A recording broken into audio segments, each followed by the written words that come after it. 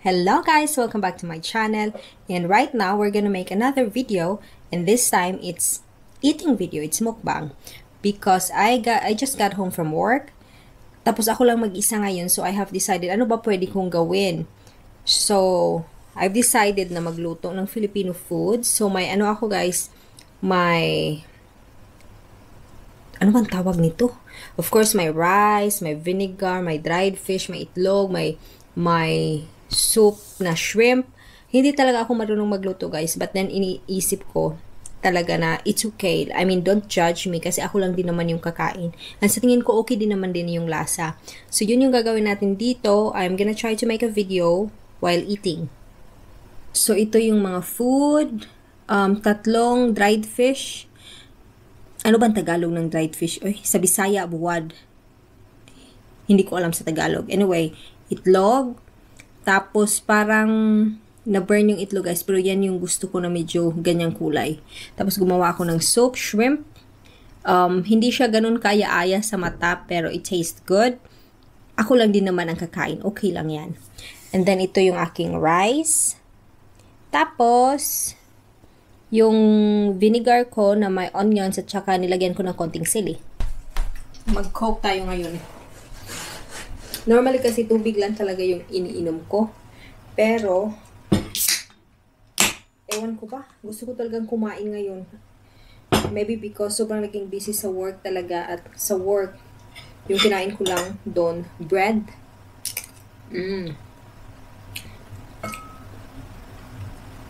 Hindi ganun kaya-aya yung mukha ng pagkain, pero masarap siya.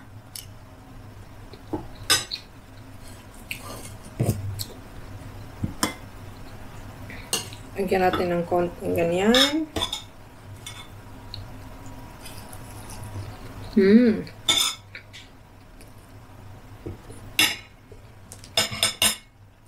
Parang may nag-text ah. Uwi na.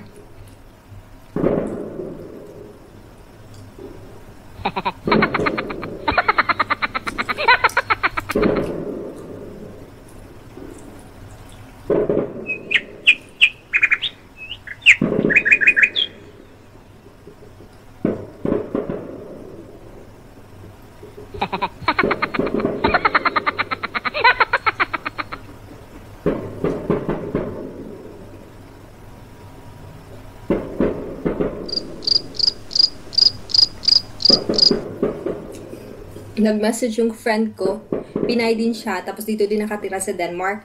Tapos isisend ko sa kanya yung kinakain kong tuyo pala. Oy, now I know, dried fish tuyo. Ano bang send?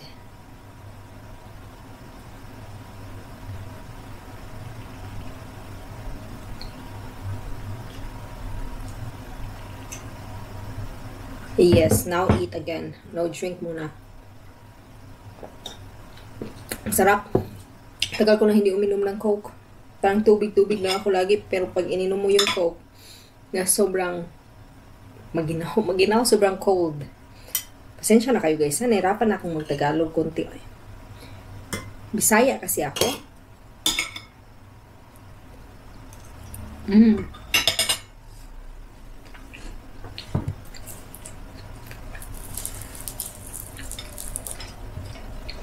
Yung tuyo ko guys, ang tagal na nito. Pero ang dami kong tuyo, different yung kind. Different yung kind. May ganito, may yung maliliit, may malalaki. Kasi, early this year, February or March, hindi ko na maalala, but around that area, nagpunta kaming Pinas. And so, I bought a lot of tuyo. Kasi nga, yung tuyo dito, mahal siya. Pero pag sa Pinas siya binili, sobrang mura. Yung tuyo na parang, ganito lang yung pack, nasa 40 kroner na. So ito, bumili yung style ko, bumili ako ng marami doon sa Pinas. Tapos yung mama at ate ko, magaling silang may parang packing machine yung ate ko. So, pinak niya ng konti-konti. So, parang isang pack, tatlo, para madali. Tapos, so yun, until now, meron pa din. Ang dami. Tapos uuwi na naman akong Pinas sa February.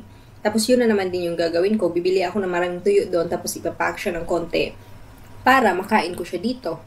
Para hindi na ako kailangan pumunta sa Asian store. Kasi yung Asian store dito, parang it's like an hour away pag nag-drive ka. Tapos ang mahal ng tuyo. Ang liliit. Ito, I got 1 year supply.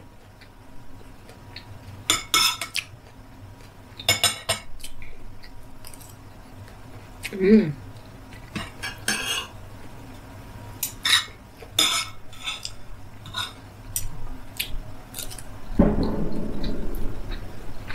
Ang dami nagpa-fireworks sa labas.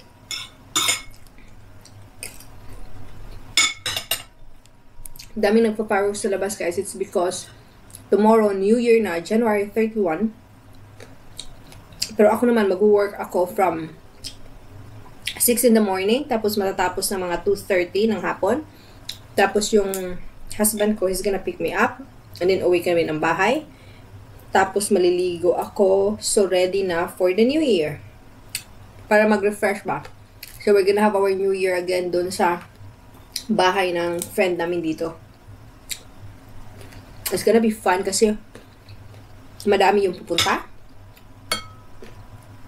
May Brazilian ata. No, Venezuelan. May Venezuelan, may Ukrainian, may mga Pinay, of course. Tapos yung may mga bata din.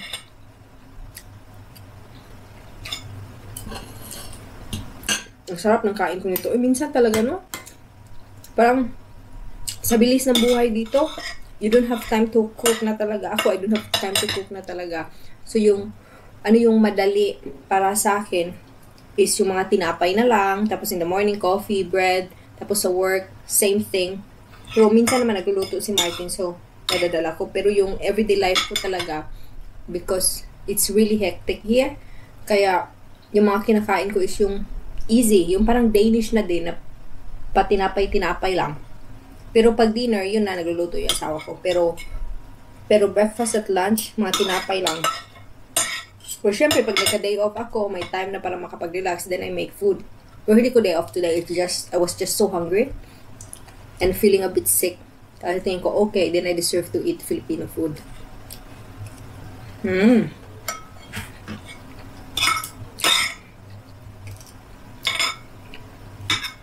Ubus na yung rice ko.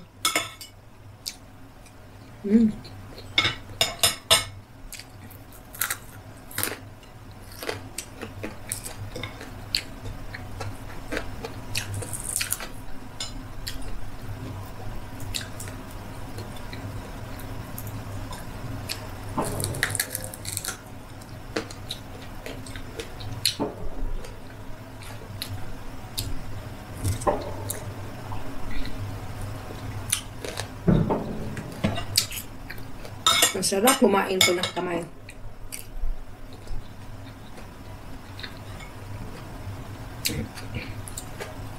Kuha tayo isang shrimp.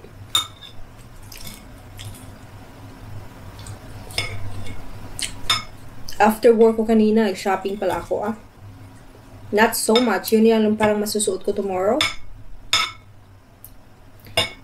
Pero hindi ko pa na-try isuot. I mean, hindi ko pa siya na-fit ko maya. Pero pag hindi ka siya, of course, sasauli ko because I work in the same place, man. So, madali lang.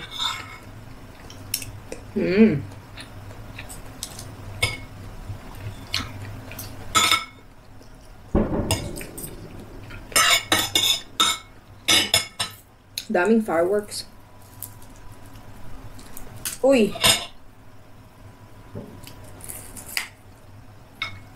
Ito parang napasubra ata yung luto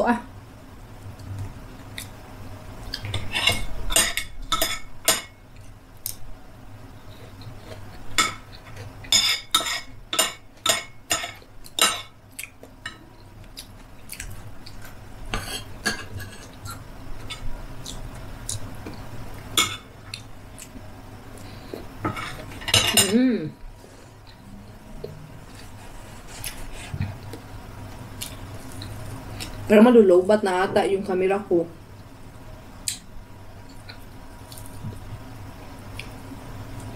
Two bars? O kaya pa yan. That's okay. Ang tigas nito, uy. It's so tigas, this one. Ah!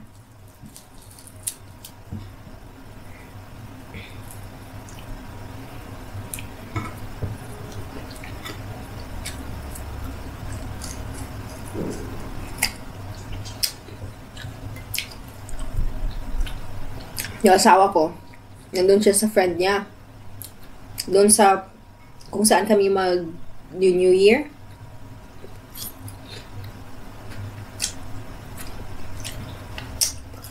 Sila yung parang nag-organize nun. Yung mga husbands. Yung mga wife naman nasa bahay. Relax, relax. Pero yung mga husband namin, yung basta yung mga lalaki, nandun sila ngayon and they're talking kung ano mangyayari bukas kasi nga dito sa Denmark it's such a big thing. Parang yung Christmas is for family, tapos yung New Year it's yung parang for the friends, tapos party ganon. So now they're having a talk kung sinong magdadala ng ganito, ganyan, magkano yung parang contribution, kasi syempre hindi ka lang naman din pupunta doon na wala kang hindi ka mag-contribute, diba?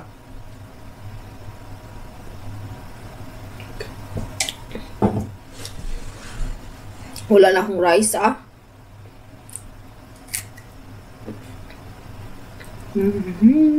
Lagay natin dyan. Tigas ng pagkaluto ng aking tuyo, Tuyo nga siya.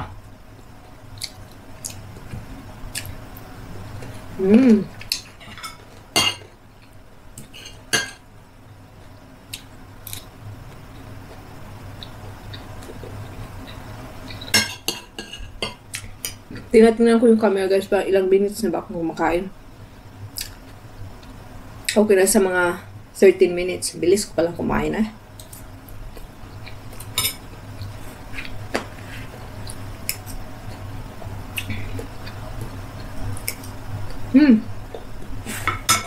Wait lang, buha akong tissue.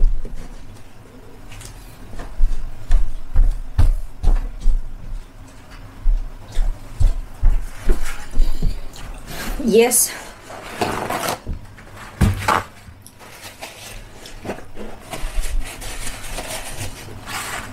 Hoy! Pero ang dami kong niluto. Pero pwede ko pa din naman siya kainin bukas. So, it's okay. Nakaka-excite pag New Year, no? Parang, if it's New Year, it's like a start of a new chapter of life, like parang it's like a new beginning somehow. Yun. Kaya na-excite ako pag na-happy talaga ako pag New Year kasi parang it's an opportunity to plan your life again for a whole year.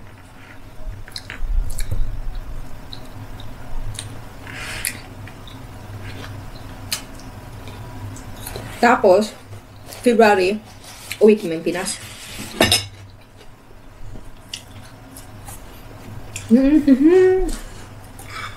Gusto ko pa sanang kumain guys, pero wala ng rice, Kinulang sa rice.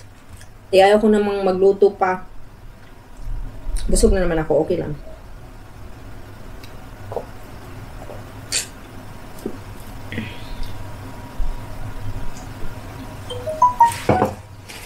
Dami na may message sa akin ba? So anyway, yun guys. Thank you so much for watching. I hope na enjoy ninyo yung aking video na to. And see you next time!